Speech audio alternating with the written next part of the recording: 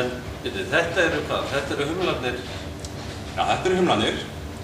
Og hér fyrir framan okkur eru með sem sagt öll hráefnin sem að fara í það að búa til svona glas. Þó ekki í þessum hlutföllum að sjálfsögðu. En þetta byrjar náttúrulega að megninu til er þetta náttúrulega vatn. Og hérna erum við vatn bara úr krananum. Því að það er vatnið sem ég nota úr Gvendarbrunninum. Alveg frábært vatn. Einmitt út af að svipa til vatnsins í Norður-Tékklandi. Það er lítið steinefna innihald. Þannig að það er alveg fullkomið til þess að búa til svona ljósa lagar. Við erum svo góð hérna á Íslandi, ég fatta það alltaf betur. Við erum bara eins og í Tékklandi. Svo erum við alltaf með pilsmalt sem er mjög létt ristað malt sem að gefur sem sagt þennan gyllta fagra blæ og að sjálfsögðu sykurinnar sem að gerir síðan vinnur úr. En síðan kannski aðalatriði í þessum bjór eru humlarnir því að þeir gefa okkur þessa svona biskju og bragð og lykt sem að gera hennar bjór svona, já, að mínum mati drekkanlega. Og þetta eru mjög sérstakir, eða ekki?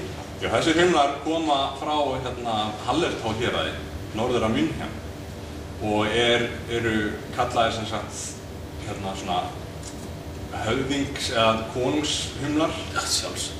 Það sem að þetta er mjög gömul yrki og eru mjög vel þekktir og notaðir allan heim sem eitt svona lyktar og bragð bæti. Sem gerir það sem margir tala að þessi svona pínu ávaxta keimur. Já.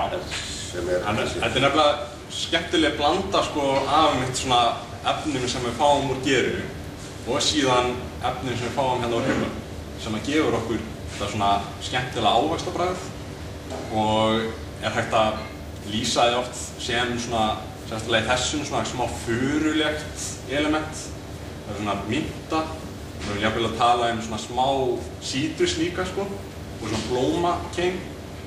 Þannig að það er margt í þessu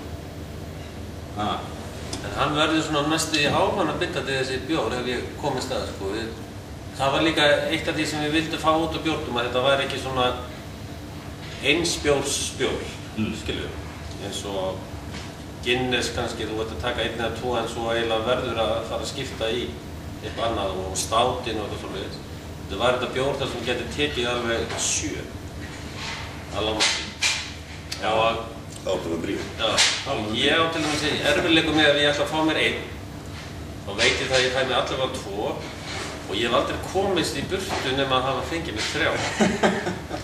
Þannig að það er eitthvað við að maður verður einhvern veginn að hann er svo góður við þorsta. En það er ekki markminu náð? Ég segi það. Þannig að við erum alveg ótrúlega ánægðir með þessi útkomuna úr þessu tilraunaverkefni okkar. Já. Og okkar gestir, það er alveg búið að það er enginn að kvarta ef við erum að hitta þér þar í. Nei, það er enginn minnst á það.